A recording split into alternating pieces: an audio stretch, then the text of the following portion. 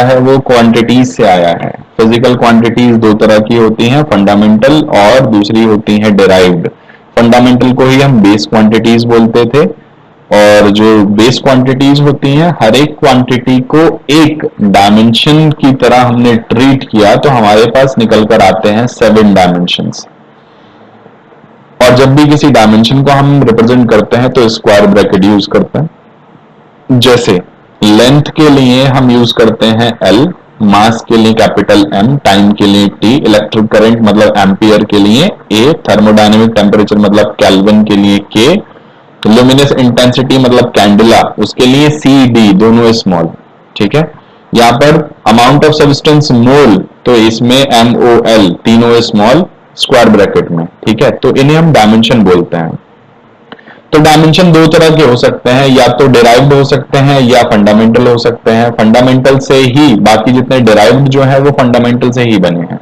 ठीक है, तो अब इसके बाद अगर आगे बात करें तो हमारे पास कुछ चीजें थी, जैसे अगर मान लीजिए मैं वॉल्यूम के लिए डायमेंशन लिखना चाहूं, यहां दे रखा है जैसे वॉल्यूम के लिए जो डायमेंशन दे रखा है, तो डायमेंशन वॉल्यूम का होता है एल क्यूब, मतलब लेंथ वो लेंथ में नापेंगे, ब्रेथ वो भी लेंथ में ही नापेंगे, और हाइट वो भी लेंथ में ही मेजर करेंगे। ठीक, तो ये हो जाता है L multiply L multiply L, L cube. ठीक, अगर ऐसे ही मैं इसकी बात करूं कि इसमें बाकी मास और बाकी टाइम क्या है, तो भाई इसमें मास तो कुछ नहीं है तो m की पावर 0 लिख सकते हैं, टाइम भी कुछ नहीं है तो t की पावर 0 लिख सकते हैं। तो यहां पर हमारे फाइनली अगर किसी दूसरे की बात करें तो हमारे पास एक और क्वेश्चन है कि फोर्स, फोर्स क्या होता है, मास इंटू एक्सेलरेशन। तो मास मतलब m हो गया, ये लिखा हुआ है। एक्सेलरेशन क्या है, वेलोसिटी अपॉन टाइम। ठीक है, तो वेलोसिटी अपॉन टाइम जो था, वेलोसिटी में क्या आएगा, डिस्टेंस आएगा मतलब लेंथ, और टाइम मतलब टाइम में आएगा। और एक्सेलरेशन में अगर देखा जाए तो लेंथ अपॉन टाइम स्क्वायर हो रहा है, क्योंकि ऊपर तो मैं इसे ऐसे लिख देता हूं, वेलोसिटी अपॉन टाइम लिखा हुआ था। ठीक है, तो वेलोसिटी को अगर मैं डिराइव करूंगा, या पूरा लिख देते हैं mass into velocity upon time, तो ये हो जाता है मास, और वेलोसिटी की बात करें तो ये हो जाता है लेंथ अपॉन टाइम, है ना। दूसरा टाइम पहले से ही यहाँ अवेलेबल था तो ये टाइम भी आ जाता है। तो देखा जाए तो नीचे टाइम मल्टीप्लाई टाइम है ना, तो क्या हो जाता है mass into length upon time square, तो मैं उसे पावर माइनस करके भी लिख सकता हूं, M L T raise to the power -2। ठीक है, इसके अलावा जितनी भी बेस क्वांटिटीज हैं उनकी जो पावर है वो 0 है। कोई कहे कि सर क्या हर बार 7 की 7 बेस यूनिट लिखनी जरूरी है उसमें, तो ऐसा जरूरी नहीं है। ठीक, बेसिकली जितनी भी इक्वेशंस हम देखेंगे तो ज्यादातर हमें मिलेंगी एम एल टी में, मैक्सिमम सब इसी में मिलेंगी एम एल टी में। इसके अलावा जो बचती हैं कुछ एक्स्ट्रा वाली हैं वो बचती हैं, उनमें जरूरत पड़ेगी बाकी सबकी, अदरवाइज सबकी सब इसके आसपास ही निबट जाती हैं। ठीक है, तो डायमेंशनल एनालिसिस क्या होता है, डायमेंशन इक्वेशन क्या होती है। मान लीजिए डायमेंशन इक्वेशन की बात करें तो डायमेंशन इक्वेशन होती है ये, जैसे हमने वॉल्यूम को रिप्रेजेंट करा था इसमें, ये रहा। तो अगर तीनों चीजें यूज कर रहे हैं या 7 की 7 वेरिएबल अगर 7 के 7 डायमेंशन यूज कर रहे हैं तो उसे हम इक्वेशन बोल सकते हैं। ठीक है, डायमेंशनल इक्वेशन। तो यहां पर वॉल्यूम के लिए यूज करा है, मास 0 हो जाएगा, लेंथ पावर 3 हो जाएगा, और टाइम भी 0 है।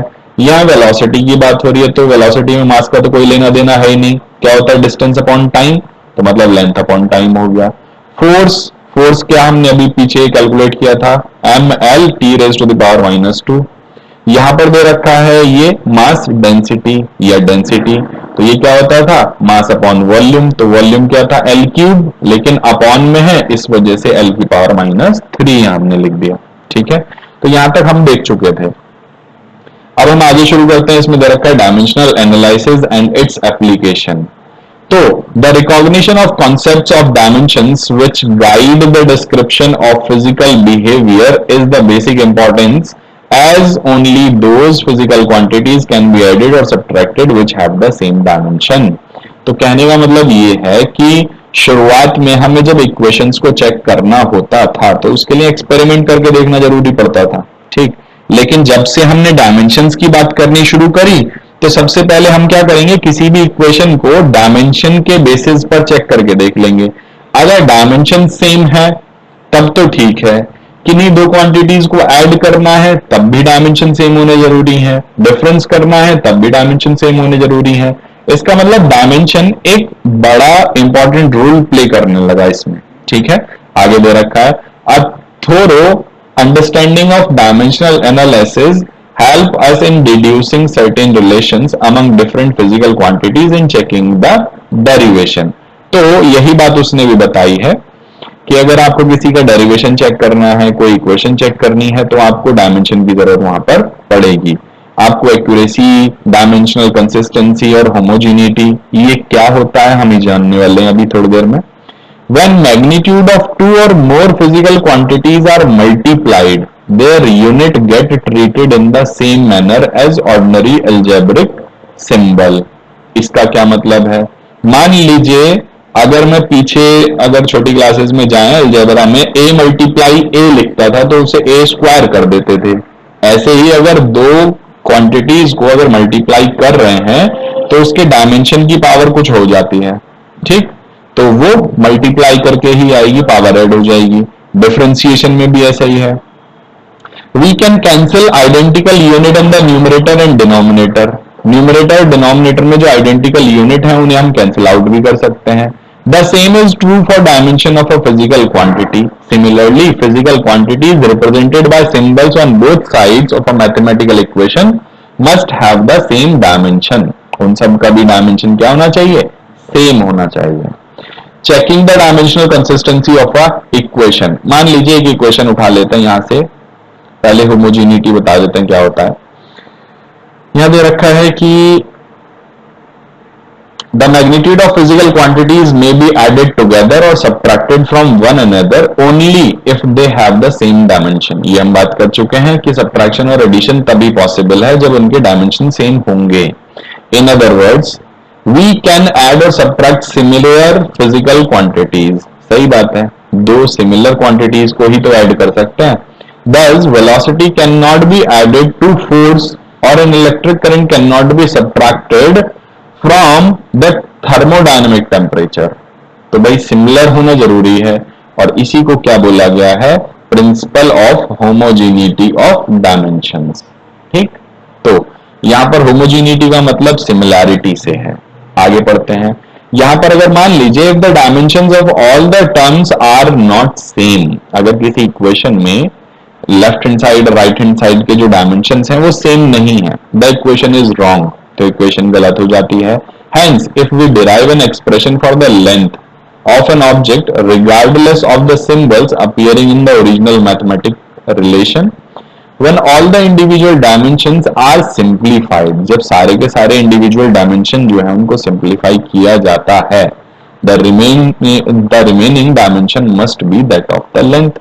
मान लीजिए length के लिए dimension calculate करने की कोशिश कर रहे हैं, हमने न जाने कौन कौन सी quantities use कर ली, लेकिन वो कह रहा है कि अगर सबको बाद में हम simplify करके देखें तो वहां पर सिंप्लीफिकेशन के बाद जो लास्ट में बचकर डायमेंशन आएगा वो सिर्फ और सिर्फ लेंथ का होना चाहिए।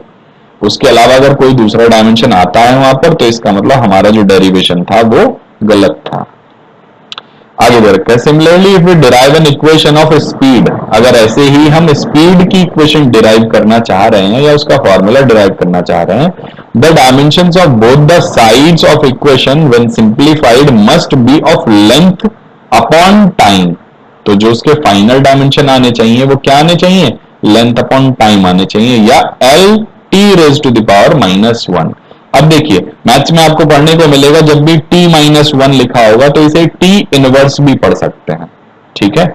लेकिन क्योंकि यहां पर -1 बहुत कमी से आएगा, -3 -2 ज्यादा आएंगे, तो इसीलिए इसकी आदत पड़ी हुई है t raise to the power करके, है ना। आगे दे रखा है, मान लीजिए एक छोटी सी इक्वेशन ले लेते हैं, यहां पर इक्वेशन दे रखी है ये वाली, ठीक है। तो इक्वेशन कौन सी है ये, यहां पर दे रखा है x मतलब स्पीड इक्वल, यहां पर x0 मतलब इनिशियल स्पीड, यहां पर दे रखा है ये वाली इक्वेशन है s is equal to u t plus half a t square वाली, ठीक है। तो यहाँ पर x0 मतलब शुरुआत में जो पोजीशन थी, इनिशियल पोजीशन, यहां पर v0 या v0 बोल सकते हैं इसे, इनिशियल वेलोसिटी, इसका टाइम, टोटल टाइम जो लगा होगा, half into acceleration into time square. तो अगर इन सब के डायमेंशन चेक करेंगे तो जो इधर डायमेंशन है, इधर क्या डायमेंशन है, डिस्टेंस है ना ये, तो लेंथ हो गया सिर्फ। तो इन सब का कैलकुलेट करने के बाद लेंथ ही आना चाहिए, अगर लेंथ नहीं आ रहा है तो फिर गड़बड़ है, ठीक है। देखिए उन्होंने करके दिखा रखा है। तो जो डिस्टेंस है, डिस्टेंस का जो डायमेंशन है वो है लेंथ, ठीक। एक्स नॉट मतलब इनिशियल डिस्टेंस, इनिशियल पोजीशन जो है वो भी क्या होगी, लेंथ में होगी, ठीक है। वी नॉट टी मतलब इनिशियल वेलोसिटी मल्टीप्लाई टाइम, तो इनिशियल वेलोसिटी मतलब length upon time, initial velocity हो गई मल्टीप्लाई टाइम, तो टाइम से टाइम कैंसिल, क्या बचा, length. Half a t square, a क्या होता था, एसेलरेशन, एसेलरेशन क्या होता है, एल टी माइनस टू, है ना, L T raise to the power minus two, ये कहां से आया, एसेलरेशन वेलोसिटी अपॉन टाइम होता है, तो वेलोसिटी हो जाएगा स्पीड अपॉन टाइम, मतलब वेलोसिटी मतलब distance upon time multiply time, तो ये हो जाएगा L T raise to the power minus two, और टी स्क्वायर तो यहाँ है ही, तो इसका ये माइनस वाला और ये प्लस वाला दोनों एक दूसरे से कैंसिल हो जाते हैं, यहां पर बचता है एल। तो यहां पर सबका मैग्नीट्यूड मत देखिए, सिर्फ डायमेंशन देखिए, एल के अलावा कोई डायमेंशन नहीं है राइट हैंड साइड पे, और लेफ्ट हैंड साइड पे भी एल है, इसका मतलब डायमेंशनली ये इक्वेशन सही है। अब अगर ये डायमेंशनली इक्वेशन सही है तब इसके अगले लेवल की टेस्टिंग होनी जरूरी है, ठीक है। अभी ये नहीं कह सकते कि ये इक्वेशन सही है, लेकिन डायमेंशनली सही है ये। अब इसके आगे डेरिवेशन जो होंगे, इसके आगे जो करेक्शन होंगे वो देखना जरूरी है, ठीक है। तो लेकिन अगर एक क्वेश्चन आया कि उसमें डायमेंशनली ही इक्वेशन गलत है तो वो तो बिल्कुल गलत है, ठीक। तो ये बात कुछ ऐसी है कि अगर आपको सर्दी खांसी जुकाम हो रहा है तो कोरोना हो सकता है, ठीक है, लेकिन वहां पर टेस्ट के बाद पता चलेगा कि है या नहीं, ठीक है। लेकिन अगर सर्दी खांसी जुकाम कुछ नहीं है तो कोरोना वाले कंडीशन में तो खैर मिल रहे हैं ऐसे सिम्टम्स, या ऐसे पेशेंट मिल रहे हैं जिनमें सिम्टम नहीं है और वो डेथ भी हो जा रही है उनकी, ठीक है। चलिए आगे चलते हैं, हमारे पास और क्या है इसमें। तो जितनी भी चीजें आगे हमें आगे मिलती हैं वो सब डायमेंशनल एनालिसिस पे ही हैं। यहाँ क्वेश्चन दे रखा है, let us consider an equation half M B square equal M G H, ये क्या है, kinetic energy equal potential energy, ठीक है। where m is the mass of the body, v its velocity, g is acceleration due to gravity and h is height. Check whether this equation is dimensionally correct.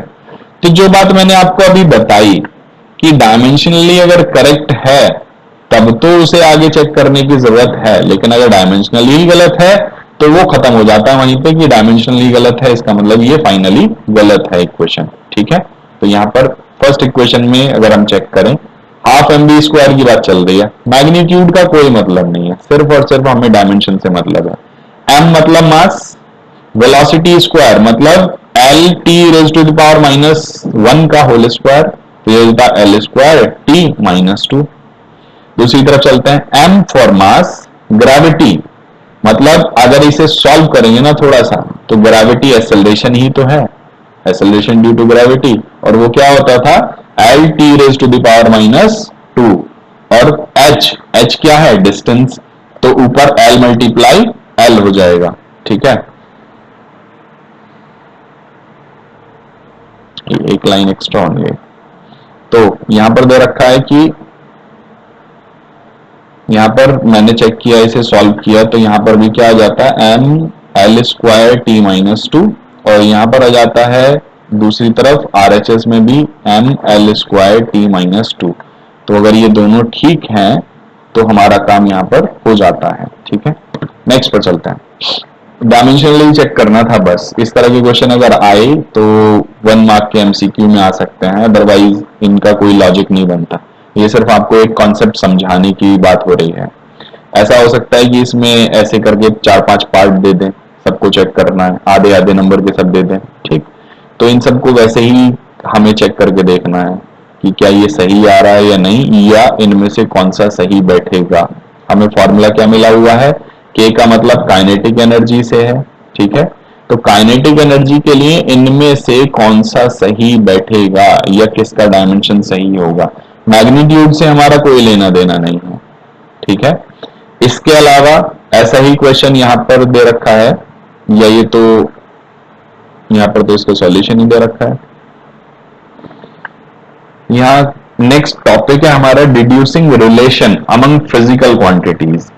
मतलब हमें क्या करना है, अब relation find करना है दो फिजिकल क्वांटिटीज के बीच में। क्या रिलेशन फाइंड करना है, रिलेशन ये फाइंड करना है कि जैसे हम पीछे वो, अगर आपको क्लास 10th में याद हो कि पोटेंशियल की अगर मुझे यूनिट निकालनी हो या 1 वोल्ट को मुझे डिफाइन करना है तो उसके फॉर्मूले से काम करते थे हम। तो सिमिलरली यहां पर भी हम लोग वही करने वाले हैं। क्या दे रखा है, यहां दे रखा था method of dimension can sometime be used to deduce relation among the physical quantities. जो डायमेंशन वाला मेथड है हमारा, तो उसे हम कई बार रिलेशन डिड्यूस का मतलब रिलेशन निकालना, तो दो फिजिकल क्वांटिटीज के बीच में क्या रिलेशन है उसे हम वहां पर यूज कर सकते हैं। For this we should know the dependence of physical quantity on another quantity. तो एक क्वांटिटी की दूसरी क्वांटिटी पे जो डिपेंडेंस है उसको बहुत दिमाग में रखना है, वो पता होना बहुत जरूरी है, ठीक। कम से कम अप टू 3 फिजिकल क्वांटिटीज और लीनियरली इंडिपेंडेंट वेरिएबल। तो उन्होंने बता रखा है कि क्या क्वांटिटीज जरूरी हैं और लीनियरली इंडिपेंडेंट वेरिएबल्स क्या होते हैं कि एक वेरिएबल दूसरे से कोई भी मतलब ना रखे। जैसे मान लीजिए टेम्परेचर और करंट कोई डायरेक्ट रिलेशन नहीं है, लेकिन जब किसी एक कंडक्टर में पहुंच जाते हैं तो टेम्परेचर और करंट डायरेक्ट रिलेट हो जाते हैं, ठीक है। टेम्परेचर बढ़ाने से किसी भी बॉडी के अंदर करंट जनरेट नहीं हो सकता, लेकिन करंट जनरेट होने की वजह से किसी बॉडी में हीट या उसका टेम्परेचर राइज हो सकता है, ठीक है। तो आगे पढ़ते हैं। Let us take an example. Consider a simple pendulum having a bob attached to a string. एक सिंपल पेंडुलम है जिसमें बॉब एक स्ट्रिंग से अटैच्ड है। That oscillate under the action of force of gravity, जो ग्रेविटी की force में oscillate करता है। Suppose that the period of oscillation of the simple pendulum depends on its length. जो टाइम पीरियड है ऑसिलेशन का वो पेंडुलम की लेंथ पर डिपेंड करता है।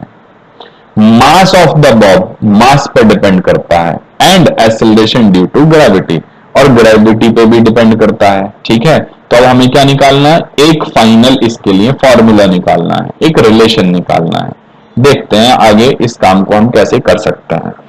हमने ये माना कि the dependence of time period T on the quantities L G and M as the product may be written as this, ठीक है। हमने कहा कि टाइम जो है वो लेंथ पर पावर x के हिसाब से मतलब वाई करता है, g की पावर y ले ली और m की पावर z ले ली। हमने ये मान लिया, x y z इसमें कुछ भी हो सकता है, आगे चलकर हम उसे चेक करने वाले हैं, ठीक है।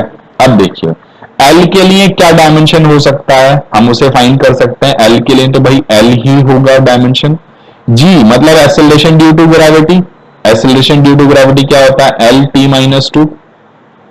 तीसरा है मास, m के लिए क्या होता है, m, ठीक।